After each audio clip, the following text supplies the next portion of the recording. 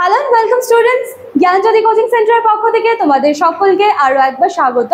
আজকে আমরা আলোচনা করব গিলফোর্ডের বুদ্ধিমত্তার যে তত্ত্ব রয়েছে সেটা নিয়ে কিন্তু আজকে আমরা বিস্তারিত আলোচনা করব।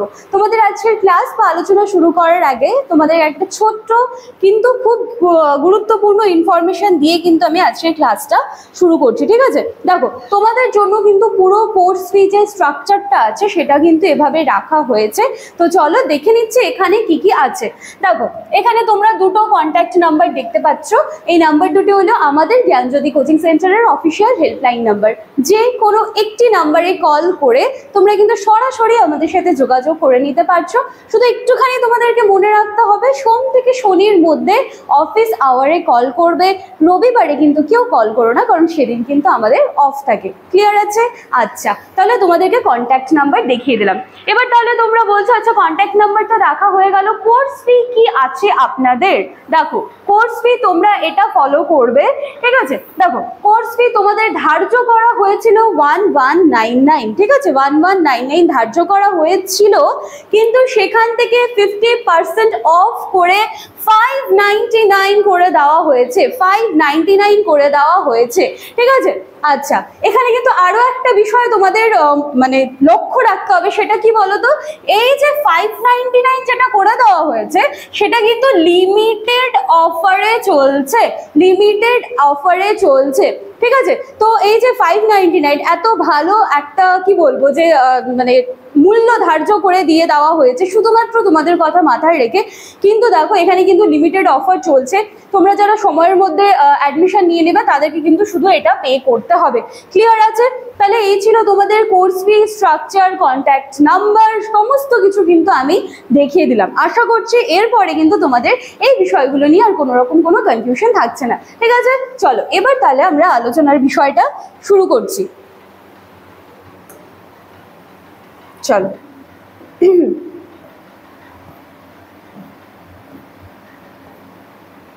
দেখো, তাহলে আলোচনা করব কি নিয়ে আজকে? গিলফোর্ডস থিওরি অফ ইন্টেলিজেন্স, এটা নিয়ে আমরা আলোচনা শুরু করব।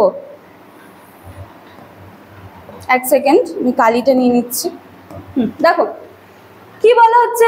জেপি গিলফোর্ড কে ছিলেন? একজন প্রখ্যাত মনোবিজ্ঞানী ছিলেন, ঠিক আছে? তিনি বুদ্ধিমত্তাকে একক বা সরল ক্ষমতা হিসেবে না দেখে তিনি বললেন যে ইন্টেলিজেন্স বা বুদ্ধিমত্তা যেটা রয়েছে সেটা কিন্তু বহু উপাদানের সমন্বয়ে তৈরি হয়েছে, ঠিক আছে? এর আগের দিনে আমরা একখানা থিওরি কমপ্লিট করেছি যেখানে কিন্তু বুদ্ধিমত্তাকে স্পেসিফিক এবং যেটাকে জেনারেল হিসেবে কিন্তু দেখানো হয়েছিল।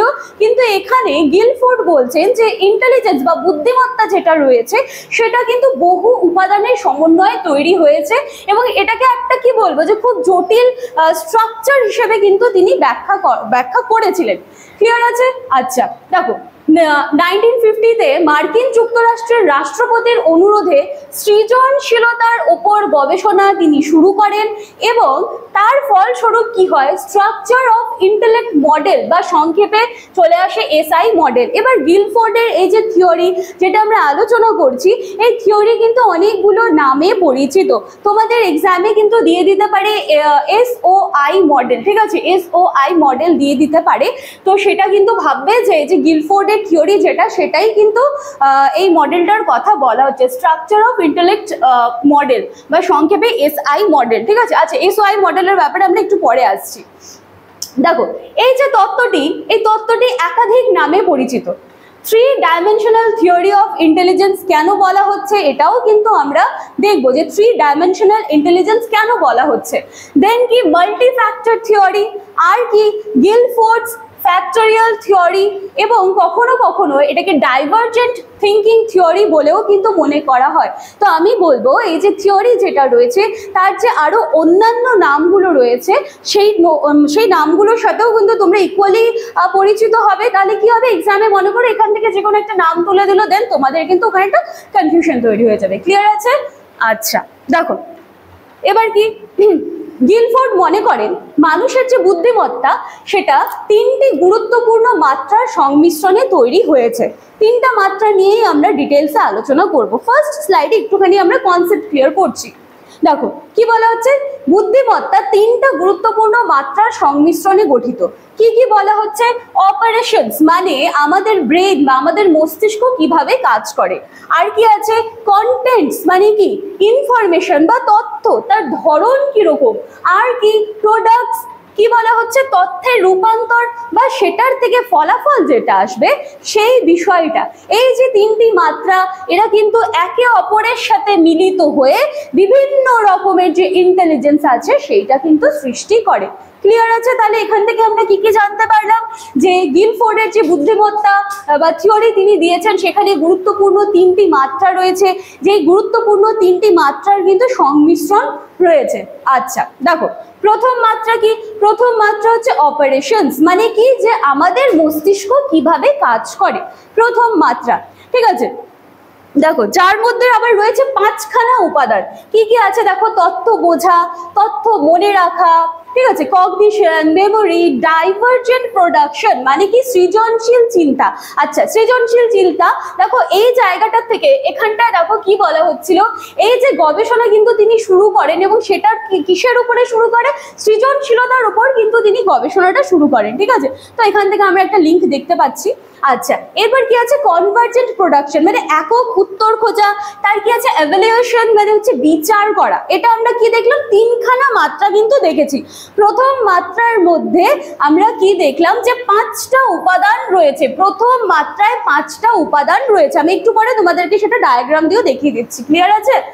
আচ্ছা, দ্বিতীয় মাত্রা দেখো কি আছে? দ্বিতীয় মাত্রা কি? দ্বিতীয় মাত্রা হচ্ছে কন্টেন্টস। দেখো এখানে কোথায় আছে? এই যে তথ্যের ধরন, এটা আমাদের 3 নম্বর মাত্রার মধ্যে দ্বিতীয় যে মাত্রাটা আছে সেই মাত্রা। এবার এটার মধ্যে কি রয়েছে? 4টি ধরন রয়েছে। ঠিক আছে, যেমন দেখো দৃশ্য শ্রাব্য তথ্য, সিম্বলিক কিছু রয়েছে, সংখ্য বা চিহ্ন, সিম্যান্টিক রয়েছে, ভাষাগত অর্থ, বিহেভিয়ারাল রয়েছে, আচরণ সংক্রান্ত তথ্য। আচ্ছা, 2 নম্বর হয়ে গেল। 3 নম্বর মাত্রাটি হচ্ছে প্রোডাক্টস, যার মধ্যে রয়েছে 6খানা উপাদান, যেমন হচ্ছে ইউনিটস রয়েছে, ক্লাসেস রয়েছে, রিলেশনস রয়েছে, সিস্টেমস রয়েছে এবং ট্রান্সফরমেশন। আর কি রয়েছে? ইমপ্লিকেশনস রয়েছে, মানে পূর্বাভাস বা অনুমান। এই বিষয়গুলো কিন্তু রয়েছে। এই যে তিনটি মাত্রা, এই তিনটি মাত্রার গুণফলে গিলফোর্ড দেখিয়েছেন যে মানুষের মধ্যে কমপক্ষে 120 রকমের ইন্টেলিজেন্স বা 120 রকমের বুদ্ধিমত্তা কিন্তু থাকতে পারে। এবং পরবর্তীতে তিনি কিন্তু 120 রকমের দেখিয়েছিলেন, কিন্তু পরবর্তীতে তিনি এই সংখ্যা কিন্তু 150-এ নিয়ে গিয়ে উন্নীত করেন। ঠিক আছে, তাহলে এই স্লাইড থেকে আমরা কিন্তু জানতে পারলাম যে কি আছে, পুরো উপাদান যা কিছু আছে সমস্ত বিষয়টা। এবারে চলো দেখো, বলছে গিলফোর্ডের এই তত্ত্বের আরেকটি গুরুত্বপূর্ণ বৈশিষ্ট্য, যেটা একটু আগে আমি বলছিলাম, যে ডাইভার্জেন্ট থিঙ্কিং। ঠিক আছে, বা ডাইভার্জেন্ট থিঙ্কিং বা বহুমুখী চিন্তার উপর কিন্তু তিনি জোর দিয়েছেন। আচ্ছা, কেন বলা হচ্ছে? বলছে তার মতে ব্যক্তি যখন একটি সমস্যার একাধিক সমাধান ভাবতে পারে বা নতুন নতুন উপায়ে চিন্তা করতে পারে, তখন কি হয়? তখন কিন্তু সে তার যে ক্রিয়েটিভিটি আছে তার মধ্যে কতটা, সেটার কিন্তু সে পরিচয় দিতে পারে। মানে একটি সমস্যার কিন্তু অনেকগুলো সমাধান তার কাছে চলে আসে এবং অবশ্যই সেটা কিন্তু তার যে চিন্তা ভাবনা রয়েছে নতুন নতুন উপায়। তাহলে এখানে কি হচ্ছে? এখানে একজন ব্যক্তির ক্রিয়েটিভিটি বা তার সৃজনশীলতা, আমি কোনো একটা সিচুয়েশনে বা কোনো একটা প্রবলেম, সেইটাকে আমি কি ভাবে সেটা সলিউশন বের করতে পারি, তো সেটাই এখানে বলা হচ্ছে। তাহলে অটোমেটিক্যালি তার যে ক্রিয়েটিভিটি রয়েছে সেটার পরিচয় পাওয়া যাচ্ছে। আর কি দেখো, যা অনেক সময় প্রচলিত আইকিউ টেস্ট দ্বারা ধরা যায় না। এই তত্ত্বটি শিক্ষাক্ষেত্রে বিশেষভাবে গুরুত্বপূর্ণ, কারণ এটি আমাদের কি শেখায়? যে প্রত্যেকটা স্টুডেন্ট কিন্তু ডিফারেন্ট হয়। ঠিক আছে, প্রত্যেকটা শিক্ষার্থী ভিন্ন ধরনের চিন্তা ভাবনা, বুদ্ধিমত্তা কিন্তু প্রদর্শন করতে পারে। কারোর মধ্যে আমরা দেখবো যে ভাষাগত দক্ষতা ভালো, কারোর মধ্যে দেখবো যে চিত্রগত দক্ষতা বা চিত্র ভাবনা বা আচরণগত বিশ্লেষণ অনেক বেশি। এই বৈচিত্র্য মূল্যায়নের জন্য গিলফোর্ডের যে মডেল রয়েছে সেই মডেল থেকে কিন্তু আমরা খুব ভালো করে বিষয়টা বুঝতে পারবো। ক্লিয়ার আছে? চলো দেখো, এই যে তিনখানা যে মাত্রার কথা বলেছিলাম সেগুলো কিন্তু এটাই, অপারেশনস, কন্টেন্টস অ্যান্ড প্রোডাক্টস। যার মধ্যে দেখো অপারেশনস এর মধ্যে cognition, memory, divergent production, convergent production, evaluation চলে আসছে, ঠিক আছে। Visual, auditory, symbolic, semantic, behavioural চলে আসছে, এবং প্রোডাক্টস এর মধ্যে units, classes, relations, systems, transformations and implications কিন্তু চলে আসছে। এবার তোমরা এখানে একটা জিনিস দেখতে পারো, দেখো 1 2 3 4 5, 1 2 3 4 5, দেন 1 2 3 4 5 6, ঠিক আছে। তাহলে পুরো বিষয়টা কেমন হচ্ছে, 5 × 5 × 6, ঠিক আছে। এইভাবে কিন্তু বিষয়টা আসে, এবং গিলফোর্ড কিন্তু এইভাবেই মানে কি বলবো যে পরিসংখ্যানগত কিন্তু একখানা তিনি এভাবে একটি ব্যাখ্যা কিন্তু দিয়েছিলেন। আচ্ছা, এবার দেখো প্রক্রিয়াগত মাত্রা কি বলা হচ্ছে, এটি ব্যক্তির প্রাথমিক মানসিক উপাদান যার সাহায্যে সে মানসিক বৌদ্ধিক প্রক্রিয়া পরিচালনা করে নিজের লক্ষ্যের দিকে কিন্তু পৌঁছানোর চেষ্টা করে। গিলফোর্ডের মত অনুযায়ী প্রক্রিয়াগত মাত্রা হচ্ছে 5 রকমের। কি কি আছে, সবার প্রথমে দেখো আছে হচ্ছে মেমোরি, ঠিক আছে, স্মৃতি। এই প্রক্রিয়ার দ্বারা ব্যক্তি কি করে, শুধুমাত্র তথ্যগুলোকে কিন্তু সে কি করে, পুনরুত্থাপন করতে পারে। দেন কি আছে, কনভার্জেন্ট প্রোডাকশন, এর মাধ্যমে এই প্রক্রিয়ার দ্বারা ব্যক্তি কোনো সমস্যার একটা নির্দিষ্ট সলিউশন কিন্তু উদ্ভাবন করতে পারে। দেন কি আছে, ডাইভার্জেন্ট প্রোডাকশন, এই প্রক্রিয়ার দ্বারা ব্যক্তি কোনো সমস্যা সমাধানের জন্য বিভিন্ন এবং বহুমুখী সমাধানের উপায় কিন্তু খুঁজে বের করার চেষ্টা করে। দেন কি আছে, মূল্যায়ন, এই প্রক্রিয়ার দ্বারা ব্যক্তি কোনো বিষয় বা কোনো সিদ্ধান্তের গুণমানটা বিচার করে, অর্থাৎ বিষয়বস্তুর উপযোগিতা, কার্যকারিতা, তার মধ্যে ভালো কি আছে, খারাপ কি আছে, সমস্ত দিকে কিন্তু সে বিচার করতে পারে। আচ্ছা,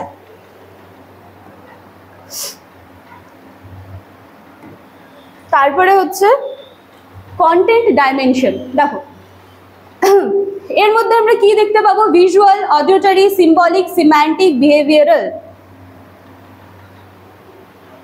ঠিক আছে। এই যে বিষয়গুলো আছে ওটার মধ্যে। চলো, আচ্ছা, তাহলে সবার প্রথমে কি দেখবো, বিষয়বস্তুগত মাত্রা, যেটাকে কন্টেন্ট ডাইমেনশন বলা হচ্ছে।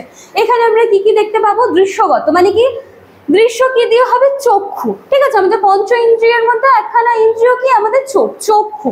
তো চক্ষু ইন্দ্রিয়ের মাধ্যমে যে বিষয়গুলি গৃহীত হয় সেইগুলোই দৃশ্যগত বস্তু। যেমন কোনো প্রাকৃতিক কোনো দৃশ্য যখন কোনো ব্যক্তি সে তার চোখ দিয়ে দেখছে, এটাই কি, এটাই তার কাছে হচ্ছে দৃশ্য।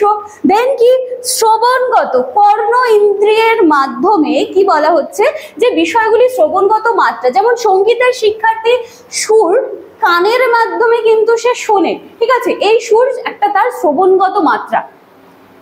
আর কি বলা হচ্ছে, সিম্বলিক, চিহ্ন সমূহ যা নিজে কিন্তু কোনো অর্থ বহন করে না। দেখো এখানে তোমরা হয়তো দেখতে পাচ্ছ, ঠিক আছে, তিনখানা এভাবে চিহ্ন দিয়ে দেওয়া আছে, আশা করি তোমরা দেখতে পাচ্ছ। তো কি বলছে, যে এভাবে যদি দিয়ে দেওয়া থাকে এবং যদি নেক্সটটা জানতে চাওয়া হয় যে ক্রমটা, মানে যে ক্রম অনুসারে যেভাবে চলছে, তো পরের ছবিটি কি হবে, তো কি বলছে, যে এখানে কিন্তু চিহ্নগুলি অর্থহীন, কিন্তু বিষয়টির নির্দিষ্ট প্রক্রিয়ার মাধ্যমে কিন্তু চলছে, ঠিক আছে। সিমিলারিটিস কিন্তু এই ছবিটার মধ্যে দেখলে কিন্তু আমরা দেখতে পাবো। আচ্ছা, দেন কি আছে, সিম্যান্টিক, মানে অর্থগত, যে কোনো যোগাযোগ ও ভাষাগত বিষয়গুলিকে সিম্যান্টিকের মধ্যে নিয়ে আসা হয়। তার মানে কোন বিষয়গুলো থাকবে, যোগাযোগ এবং ভাষাগত বিষয়গুলো, যেমন কি শ্রেণীকক্ষে শিক্ষক শিক্ষার্থীদের মধ্যে আদান প্রদান, ঠিক আছে, আদান প্রদান, প্রধানত ভাষার আদান প্রদান, এই সমস্ত কিন্তু এই যে সিম্যান্টিক যেটা রয়েছে তার মধ্যে কিন্তু চলে আসবে। আচ্ছা, আর কি, আচরণগত, বলছে ব্যক্তির মানসিক অবস্থার সঙ্গে যুক্ত সমস্ত আচরণ, এই আচরণগত এই যে মাত্রা তার মধ্যে সব চলে আসবে। যেমন শ্রেণীকক্ষে শৃঙ্খলাজনিত বা অপসঙ্গতিমূলক আচরণ সমূহকে পর্যবেক্ষণ করা, ঠিক আছে। শ্রেণীকক্ষে আমরা বাচ্চাদের মধ্যে বিভিন্ন ধরনের আচরণ কিন্তু আইডেন্টিফাই করতে পারি। আচ্ছা, এরপরে দেখো ফলাফলগত মাত্রা, প্রোডাক্ট ডাইমেনশন, কি বলছে, নির্দিষ্ট উদ্দীপক অর্থাৎ বিষয়বস্তু যখন একটি উপযুক্ত বৌদ্ধিক প্রক্রিয়া প্রয়োগ করে যে লক্ষ্যে অর্জিত হয় তাকে কি বলা হয়, প্রোডাক্ট ডাইমেনশন বলা হয়। এখানে 6 রকমের আছে, ইউনিট আছে, একক, মানে একটিমাত্র তথ্যের ধারণাকে বোঝানো হয়, যেমন কোনো নির্দিষ্ট বস্তু, কোনো ব্যক্তি, এই যে সমস্ত কিছুর যে কনসেপ্ট সেটা। আর কি শ্রেণী, বলছে একাধিক ধারণা বা বৈশিষ্ট্য এক জায়গায় করে যখন কোনো সাধারণ ধারণার জ্ঞান অর্জিত হয় তখন তাকে কিন্তু শ্রেণী সম্বন্ধীয় ধারণা বলে। যেমন ফলের ধারণা, বিদ্যালয়ের ধারণা, আর কি সম্পর্ক, বলছে একাধিক ধারণার মধ্যে সম্বন্ধ বা সম্পর্ক নির্ণয়ের ধারণাকে কিন্তু এই যে পর্যায়, রিলেশন পর্যায়, তার মধ্যে কিন্তু রাখা হয়। দেন কি আছে সিস্টেম, বিভিন্ন ধারণার মধ্যে পারস্পরিক সম্পর্কযুক্ত সংগঠিত রূপ হলো সিস্টেম, এবং এর মাধ্যমে কোনো একটি ধারণা বিভিন্ন উপাদানের মধ্যে কিন্তু নিজেদের যে সম্পর্ক আছে সেটা নির্ণয় করে। এরপরে কি আছে ট্রান্সফরমেশন, বলছে অর্জিত তথ্য বা ধারণার বিভিন্ন প্রকার পরিবর্তনকে বলা হচ্ছে রূপান্তর, মানে ট্রান্সফর্ম করছে, সেটা রূপান্তর হচ্ছে। এই রূপান্তর অর্থগত হতে পারে, কার্যকরগত হতে পারে, গুণগত হতে পারে। আচ্ছা, তারপর কি তাৎপর্য নির্ণয়, কি বলা হচ্ছে অর্জিত জ্ঞান, ধারণা, তথ্য দিয়ে যখন কোনো কিছুর তাৎপর্য নির্ণয় করি, মানে আমরা সেই জিনিসটাকে অর্জন করেছি, এবার সেইটাকে কাজে লাগিয়ে বা সেই কনসেপ্ট বা সেই তত্ত্বকে কাজে লাগিয়ে আমরা কোনো কিছুর কি করছি, সেটা আমরা ডিপে যাচ্ছি, আমরা সেই বিষয়টা তাৎপর্য নির্ণয় করছি, ঠিক আছে, বা পরবর্তীতে কি ঘটতে পারে এরকম একটা অনুসিদ্ধান্ত নিয়ে থাকি, যেইটা কিন্তু আমাদের তাৎপর্য নির্ণয় এই পর্যায়ের অন্তর্ভুক্ত কিন্তু হয়ে যাবে। আচ্ছা, এবারে চলো তোমাদের এটা একটু দেখিয়ে দিচ্ছি। গিলফোর্ডের তিনটি মাত্রা এবং প্রত্যেকটির অন্তর্গত বিভিন্ন পর্যায়কে একটি মডেলের মাধ্যমে প্রকাশ করেছেন, যেটা স্ট্রাকচার অফ ইন্টেলেক্ট বা SOI মডেল। একদম শুরুতে বলছিলাম না SOI মডেল, এই যে SOI model, structure of intellect বা SOI মডেল। এক্সামে কিন্তু দিয়ে দেয় যে SOI মডেল সম্পর্কে লিখতে, তখন তোমাদের কনফিউশন হয়ে যাবে যে আচ্ছা আমরা তো গিলফোর্ডের থিওরি অফ ইন্টেলিজেন্স পড়েছি, SOI মডেল এটা সেই সময় কিন্তু মনে নাও পড়তে পারে। তো সেজন্য আমি বারবার বলবো এই থিওরির যে আদার যে নামগুলো আছে সেগুলোও কিন্তু ইকুয়ালি তোমরা মনে করে নেবে। ক্লিয়ার আছে? আচ্ছা দেখো, এবার একটি মডেল দেখানো হয়েছে যার ওপরের ঘনকের তিনটা তলে তিন রকম মাত্রাকে দেখানো রয়েছে। আমরা দেখলাম তিনটি মাত্রার কথা বলা হয়েছে, যেখানে রয়েছে বিষয়বস্তুগত, প্রক্রিয়াগত এবং ফলাফলগত। ঠিক আছে, তিনটা তলে তিন রকম কিন্তু দেখানো হয়েছে, যেখানে আমরা কি দেখলাম 5 × 5 × 6 এইভাবে কিন্তু আমরা দেখেছি যে দেখো 150টা ছোট ছোট ঘনক কিন্তু রয়েছে। দেখো এটা কিন্তু তোমরা দেখতে পাচ্ছ, এটা একটা কিউব, এর যে তিনখানা তল আছে সেখানে কিন্তু যেভাবে এই যে মাত্রাগুলো ছিল বিষয়বস্তুগত, প্রক্রিয়াগত, ফলাফল, তার মধ্যে যে দুখানা দেখলাম 5 × 5 ছিল, মানে পাঁচটা করে ছিল, দেন আরেকখানা মাত্রা আমরা দেখলাম যে 6টা ছিল। তো গিলফোর্ড সেটাকে 5 × 5 × 6 এইভাবে কিন্তু তিনি দেখিয়েছেন ওনার যে মডেল রয়েছে সেই মডেলে। ঠিক আছে, আচ্ছা চলো এটা একটু দেখে নাও। দেখো এখানে কি আছে 1 2 3 4 5 আছে, দেন কি আছে 1 2 3 4 5 6, 1 2 3 4 5। তো এইভাবে যদি দেখি তাহলে দেখো এই যে হিসাবটা যেটা রয়েছে এবং এই যে পুরো যে ঘনকটা আছে যার তিনটা তলকে কিভাবে দেখানো হচ্ছে, একটা কন্টেন্টসের মধ্যে রাখা হয়েছে, আরেকটা তলকে প্রোডাক্টসে দেখানো হয়েছে, আরেকটি তলকে কিন্তু অপারেশনসে দেখানো হয়েছে। এবং যেটা নিয়ে আমরা ডিটেইলস আলোচনা করলাম যে কন্টেন্টসের মধ্যে visual, auditory, symbolic, semantic, behavioural, প্রোডাক্টসের মধ্যে unit, classes, relation, systems, transformations, implications, এই যে বিষয়গুলো রয়েছে সমস্ত কিছু কিন্তু তিনি এই যে ঘনকটা রয়েছে এটার মাধ্যমে কিন্তু দেখানোর চেষ্টা করেছেন। ঠিক আছে, আচ্ছা তাহলে গিলফোর্ডের থিওরি কিন্তু এটা ছিল। এবার এটা একটু আমরা দেখে নিচ্ছি যে গিলফোর্ডের তত্ত্বের শিক্ষাগত তাৎপর্য কি আছে। দেখো গিলফোর্ডের তত্ত্ব অনুসারে কি বলা হচ্ছে, মানুষের বুদ্ধির উপাদান কত 150। ঠিক আছে, বুদ্ধির উপাদান কত 150। এবার আশা করি তোমরা কিন্তু বুঝে গেছো 150টা কি করে এলো। ঠিক আছে, 5টা 6টা মানে 5 × 5 × 6, আর এই 5 5 5 কি করে এলো দেখো আগের স্লাইডে কিন্তু আমি এগুলো বুঝিয়ে দিয়েছি তোমাদের। হ্যাঁ, আমি তাও একবার ক্লাস শেষ করার আগে আরেকবার তোমাদেরকে দেখিয়ে দেবো। দেখো গিলফোর্ডের তত্ত্ব অনুসারে, এক সেকেন্ড, গিলফোর্ডের তত্ত্ব অনুসারে মানুষের বুদ্ধির উপাদান 150। এগুলো সবগুলোই শ্রেণীকক্ষের শিখনের সঙ্গে কিন্তু সম্পর্কযুক্ত নয়। প্রথমে দেখে নিতে হবে যে শিক্ষার্থীর মধ্যে এই যে উপাদানগুলো যেগুলো রয়েছে এই উপাদানগুলো শিক্ষার্থীর মধ্যে আছে কি নেই। আচ্ছা, তারপর কি, এবং সেটা জানার জন্য প্রয়োজন কোনো নির্দিষ্ট একটা পরীক্ষা করতে হবে। আচ্ছা, এই অভিক্ষার মাধ্যমে বুঝতে পারা যায় যে কোন শিক্ষার্থী কোন উপাদানে সক্ষম রয়েছে এবং কোন বাচ্চার মধ্যে কোন উপাদানে কিন্তু সে উইক রয়েছে। আচ্ছা, দেন কি হচ্ছে, শিক্ষার্থীর যেসব উপাদানে দুর্বল সেগুলিকে আরো স্ট্রং করতে হবে, যার জন্য উপযুক্ত সংশোধনী ব্যবস্থা নেওয়া যেতে পারে, যাতে কি হচ্ছে যে তার যে দিকটায় সে উইক বা যে দিকটায় সে দুর্বল সেই দিকটা তাকে তাহলে কি করবো, আমরা কারেকশন করে তার সেই দিকটা স্ট্রং করে দিতে পারছি। আচ্ছা, এভাবে সংশোধনী ক্রিয়ার ফলে শিক্ষার্থীর বৌদ্ধিক উপাদান শক্তিশালী হয় এবং শিক্ষার্থীর শিখন কিন্তু কার্যকরী হয়। ঠিক আছে, তাহলে এই ছিল কিন্তু তোমাদের আজকে আলোচনার বিষয়।